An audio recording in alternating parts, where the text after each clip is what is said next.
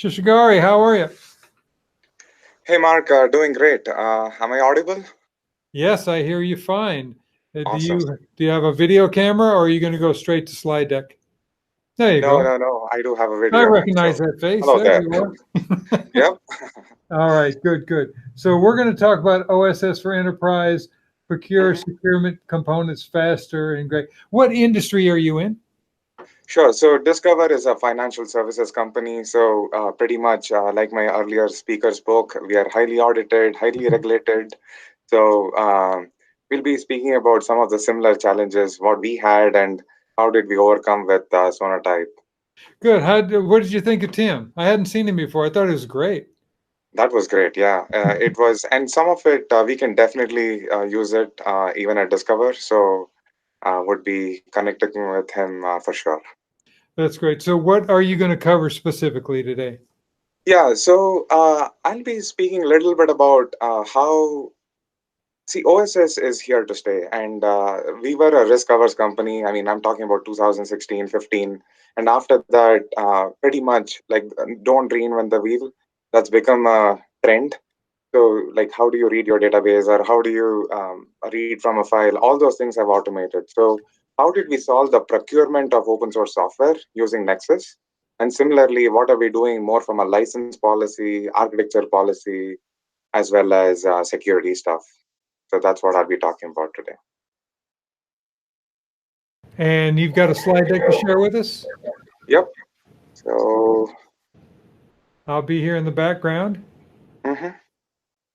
So let me know once you can see the slide, and then. I can see your slides. I'm going to go around and see if everybody else can, but you can go ahead and get your session started. Perfect. So, hello everyone. My name is Giri Rao. So, I lead the CI/CD practice at Discover, and it's my first time doing a virtual conference. So excited about it, and thank you for your time. So, a little bit about Discover. What's our technology stack? So, our CI/CD stack is like a lot complex, but here, since we are talking more about Nexus and the ecosystem, so I'm focusing just on the CI aspects. So, what was our problem statement when it comes to OSS adoption? And how did we go about implementing it? The highlights, the lowlights, and of course, how did we get a single pane of glass view for Lifecycle and the license dashboard? So, the legal stuff, these are basically my opinions and not necessarily of Discover. And just a quick run through about what Discover is. A lot of you know Discover Financial Services as a credit card company, but we do offer a lot of direct to consumer products like personal loans, student loans, and then Discover Network as well. And of course, it's been ranked pretty high from an employee and customer satisfaction perspective, and we are definitely hiring. So, with that said, let's jump to the meat. So, what's our CI's platform today? So, we use GitHub.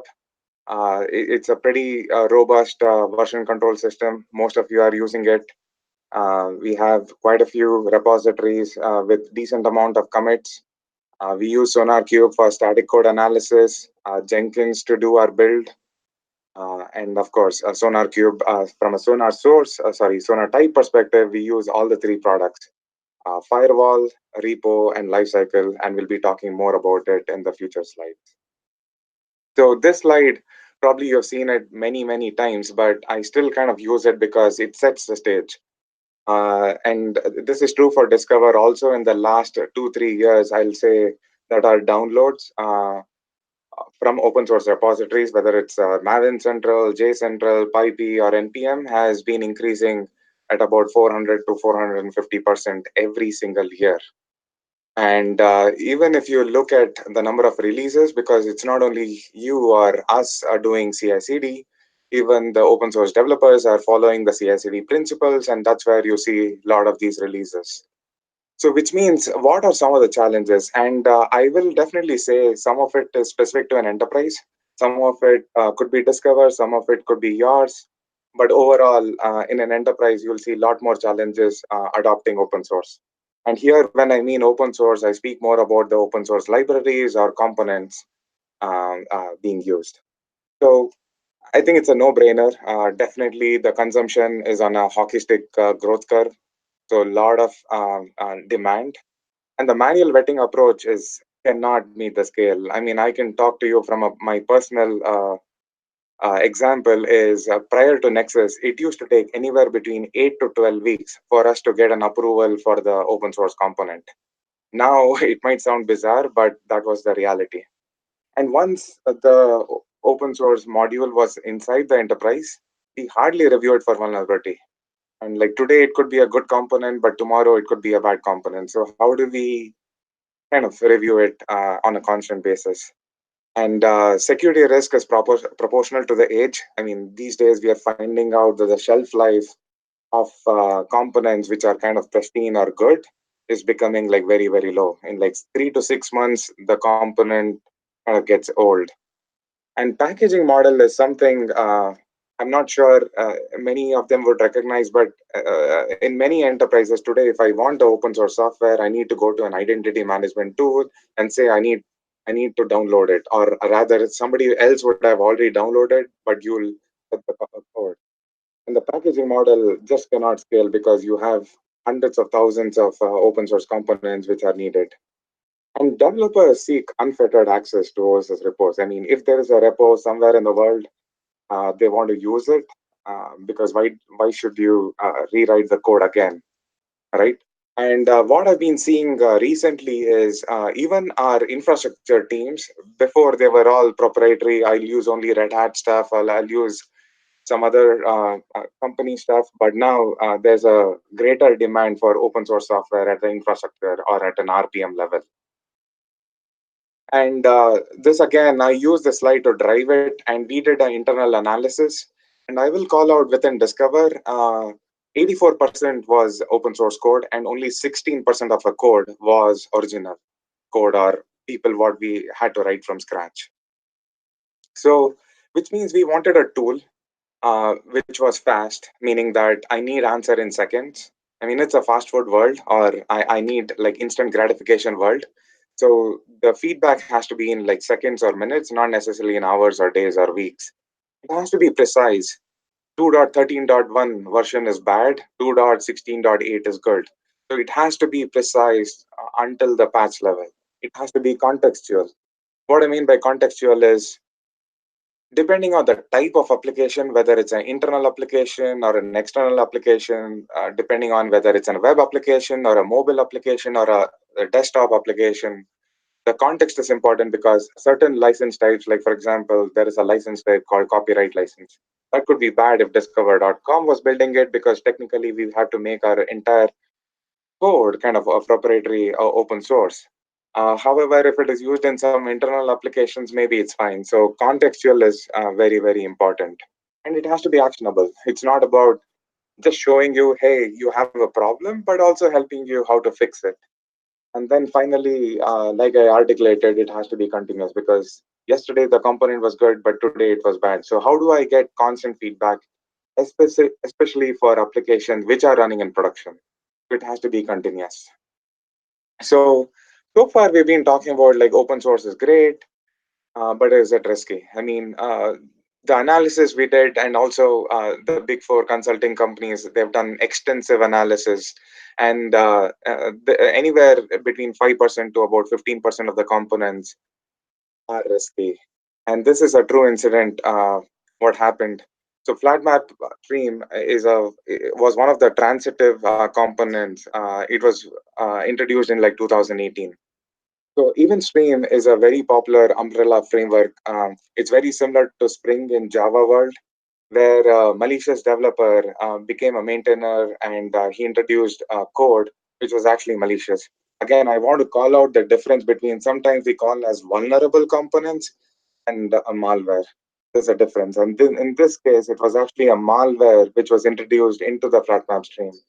And it was also introduced as a transitive dependency. Basically, if somebody downloaded Event Stream, which was like 2 million downloads a week, even if you don't want it or did not use the flat map, you were getting that module. And I mean, this was very, very targeted for it to steal like Bitcoin and Bitcoin Cash from a wallet called as Cope. But what if it was not targeted? So I kind of use this timeline view because this event stream module started in 2011 and it was very popular. And you can see after 2013, like not much code or not much lines were added. Even if you go to GitHub, you cannot see any activities on that. And suddenly in 2018 is when uh, attacker or a hacker actually posed as an open source maintainer and basically introduced the malicious code. And then within days of him introducing it, he actually exploited it. So the reason I show this is, I mean, it is a pattern. I mean, we have seen similar pattern in other incidents as well. So we are trying to see how do we look at it and try to make like meaningful decisions out of these kind of incidents. So, like I said, I mean, attackers will continue to introduce vulnerabilities, malwares. We cannot slow down, right? And we cannot stop because of the competitive advantage. And also, it's not about reinventing the wheel. I mean, you want to make use of open source software which is already existing and somehow build really good apps which and please your customers. So what do we do? I will say Nexus IQ was a blessing in disguise when we started using it about a year and a half back. So basically, what we did was we brought in like cybersecurity team and the legal team and said, okay, let's define certain policies. Like for example, okay, these are obligations which is not good from a discover perspective. The policies could vary for your company depending on your risk appetite. For an insurance company, it could be different. For financial services like us, it could be similar, but you might have a different appetite level. But basically, we did a workshop with cybersecurity and legal and decided, okay, these are like good licenses or approved licenses like Apache and GPL and MIT. And we said these are kind of banned licenses or we should not be using it. And the nice thing about Nexus IQ is it integrates very well with our Nexus repo. So that way, we can really find out what's our exposure. If you're some application is using a banned licenses, the cybersecurity team has a single pane of glass view where I can go and chase down the team that, hey, and most of the times, I mean, developers they want to know. I mean, if they know the issue, they're happy to fix it. But this tool kind of helps you or provides the visibility. Nexus firewall is another key important component. What has worked well for us. So if it is a net new component which is not there, Nexus firewall kind of blocks. So how there is a network firewall, Nexus firewall is a software firewall. So any component beyond a CVSS score or CVE score of X. I mean, the reason I put it as X is depending on your risk risk nature, you can actually use like 5 or 6. 10 is the worst. So I would say 10 definitely has to be blocked. But beyond that, there are many companies where they start blocking from 5. So it depends on how you want to use it. And the good thing is, what we did is we follow the 80-20 rule. So Java, JavaScript, including Node.js, Ruby, Python, and RPM. This constitutes about 90%. There are other languages like R and Go and few others where firewall does not support it today. But I would say 95% of our modules, firewall does a pretty good job. And the same thing, if you don't let it in, don't let it out. Basically, life cycle, and also try to give the feedback like shift left uh, as close to the development life cycle as possible. So the same policies what were defined at IQ level. So IQ works very closely with Nexus repo and the Nexus lifecycle. So the same rules, the same policies are defined at an IDE level, so that you can get feedback. Hey, you are using when you're doing a build that okay, you have 13 malicious components or vulnerable components. Hey, do you want to fix it? Because the sooner you give it in the ID, it takes like minutes for the developers to actually fix it rather than fixing it later in the game because your CI would have already been done, your QA would have already been tested. So that's why the feedback we always get from developers is let us know when I'm developing the feature or when I'm developing the user story. So this is a view from Nexus Lifecycle. So clearly based on the policies, here you can show how many are critical, how many are severe. It does a really good job with color coding, so you know what the issue is. And it is actionable. I mean, like I said, it's not only about knowing what the issue is. So here you can actually see that like 1.4.6, it is red. Red essentially means that this component has a vulnerability. And in fact, it has a threat level of 10, which is our CVSS score of 9.9, which means it's really high end of the spectrum. And also it has details like what's your license type, the version, and also now you can actually just show what is the new version here. So 1.4.10 does not have any vulnerabilities. And in fact, I don't know if the product team will like it, but the product team has a roadmap in which this process will be automated. And that will be a killer because the developers can automatically or in a very in a few seconds they can actually fix what is the next version which does not have the vulnerability. So Nexus lifecycle is very powerful from that perspective. And the other thing is, so far we spoke about the tool, but we want the developers to use it, right? I mean, when we started enabling the lifecycle, we initially thought let's give developers the full freedom and make the boarding like really flexible. But what we got feedback from them is, hey, I mean, it has to be made like straightforward. It has to be made easy to onboard. So what we did is we predefined the org structure. So you can see some names here. So we predefined those and made the whole boarding like self-service. And if any of you are using Jenkins or even probably other orchestration tools might have a similar concept, it's called as a shared library. So the shared library is we introduced a new stage called Nexus Lifecycle, and the only thing that developers had to add was what is their application name, what is their stage, and then what are the patterns it's scanning, and boom. So within a few minutes, you actually onboard your application. And I'm very pleased to say that we did some hackathon kind of things like, okay, we said, okay, Friday, 12 p.m. to 4 p.m., let's all get to it. And you can onboard like 100 or 300 applications over a period of like 2-3 hours. So it's very, very straightforward. And the shared library is the way to go if somebody is exploring that. And triage. The other good thing about Nexus was, I mean, there are other tools in the market, but they're not curated. What I mean by that is the false positive ratio is like quite high.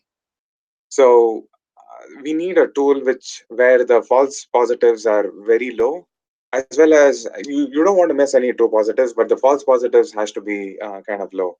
And for on top of my head, I can recollect there is a particular component, let's say called JSON parser or Jackson bind. There, all the versions have a vulnerability. Like, what do I do? That time, we do go through a waiver process where we analyze that, okay, there is an impact because it could take some time for the teams to adopt to the new framework or the new module in which you can actually scan your JSON parsers. But that time, we use a waiver process or triage. And generally, a tip here would be initially when we started rollout, we did not define any timeline that you need to fix it in like 30 days or 60 days or 90 days. But I'll say going forward, if you can have a time period that fix it within 90 days or 120 days, it will be good so that developers have a goal in which they're exploring. And reporting. So when you go to a chief information security officer or even our cybersecurity team or even enterprise architecture like us, we wanted to know what our exposure is. And the Nexus did a pretty good job of like REST APIs. Like this dashboard you see here is a combination of about 6 to 7 APIs what we are using.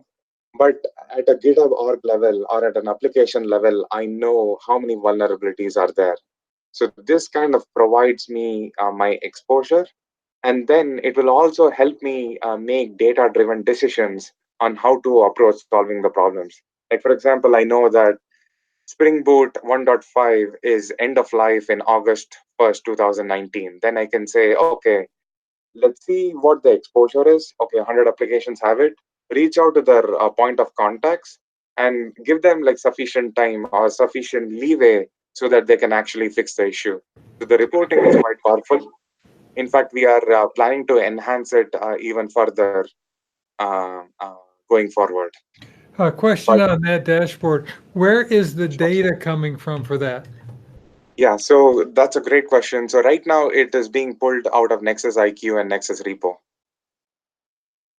Yeah, that's very powerful, isn't it? Yep, it is. I think our management loves it because they know where the exposure is or where the vulnerabilities are. The developers like it because you know how bad it is. So estimation will become straightforward because business always wants to know how long will it take to fix, let's say, 10 vulnerabilities or 20 vulnerabilities. Now, since I have the data, it's easy for me to predict the time taken. That's fascinating. So that data is coming out of Nexus IQ. When you have something like 5,000 CVS there, where do you choose to concentrate when you have that many numbers at one time? Yeah, that's another great question. But if you look at this number of applications, it's about eight components that are vulnerable. So application to vulnerability ratio is quite low. So since there's at least like one developer, if not more, for each application, they have to fix about 8 to 10. But always we start from the top. So we start with CVSS 10, and then we kind of go down to like nines and eight. But we did do a thorough analysis, and based on discover, we'll say anything above 7 has to be actually fixed because these are quite serious defects or vulnerabilities. Oh, nice screen. Very nice screen. Thank you. And this is built using open source software called Grafana. We are looking at seeing how do we potentially outsource this dashboard. Um, uh, so hopefully soon. If we do, I'll definitely post it in the Slack channel. Great. Thank you. And I'll definitely say the future is here. The reason is when initially I was talking to you, I was on the app dev side. I mean, it still takes 3 to 7 weeks. Like, for example, today with Nexus, if it's a Java component or a Node.js component or a Python component, we still get it in minutes. But now, if I need Google Chrome driver.exe, or if I want MySQL driver, still it is weeks. So we always get pushed. I mean, it's actually we are victim of our own success, where they want utilities or they want capabilities like how do we bring in exe files and driver files and others in a very fast way, like how we do for Node and Python. So hopefully, Sonatype product team can help us out with that. The second thing is manual vetting. So rather than it's like manual vetting, it's fully automated. Automated governance is like very, very powerful. Right now, it's a very small team, like 2 or 3 teams actually looking into it. Before, we used to have like 10 to 12 engineers looking in this entire space. And on-demand review. So next time, whenever a flat map stream kind of an attack happens or a struts kind of attack happens, it's not a knee-jerk reaction. So we really know that what our exposure is, and we can engage the right development teams and ask them to do a new build and fix it. So rather than being a knee-jerk reaction, we are really well prepared for future things as long as we know what the vulnerabilities are. And also reduce risk due to age. Now it's becoming a cultural thing because I mean, tool is one thing, but we also need to change the process. So from that perspective, we are saying that 6 months to 9 months is a good period amount of time where we actually make sure, even though the functionality does not change, our dependency components have to be upgraded so that there are no vulnerabilities or anything kind of found. And this is I mean, I really like this, so I use it every time because it internally really went well with our management and our developers. And I know Sonatype, this is a slide from Sonatype. So the application don't age like wine. I wish they did.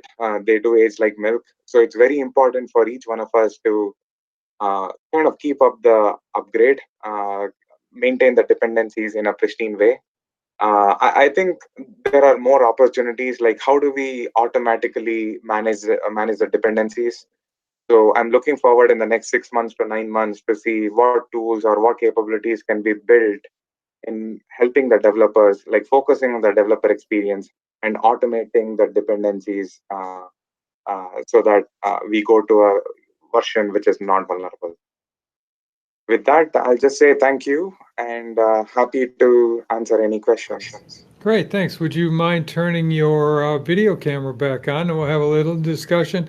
Justin, good to see you. You're welcome to jump in here with us too if you want to ask some questions. Sure. The first thing that I saw too that I want to say is you said there are other tools in the market like Nexus, but they aren't curated. Can you expand on that a little bit? Sure, definitely. So when we're looking at this space, there are other tools. I don't know if I'm authorized to say, but I mean, it's a conference, so I can say it. X-ray is another tool, and there are a couple of other open source tools. There, what we saw was the false positive ratio was quite high, and that time, whether we want to take an action based on it was becoming difficult. Like for example, I can tell you like Sonar Cube rules. There are like hundreds of rules or 500 rules, but not all of them have to be acted upon. So it's very important as a platform team for us to give them like meaningful or really the ones which are important for them to upgrade. And that's where you can start with CVSS score of 7 and above or 8 and above, whatever is your risk level, and ask the developers to focus on that. Excellent. Justin, you had something? Sure. Here's a selfish question. As a product manager of integrations, were you able to use any of these integrations to remediate these high security risk vulnerabilities that you found? Do you make Jira tickets, maybe?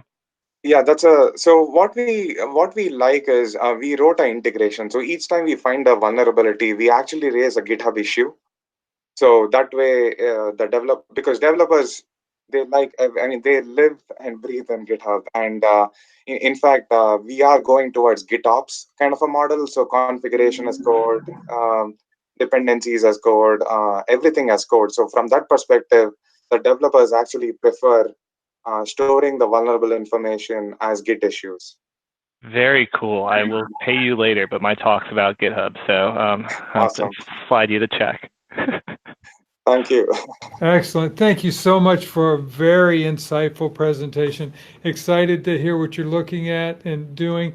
The other thing is to remind people that Discover is hiring. Don't forget that, right? Good. My boss won't leave me without that.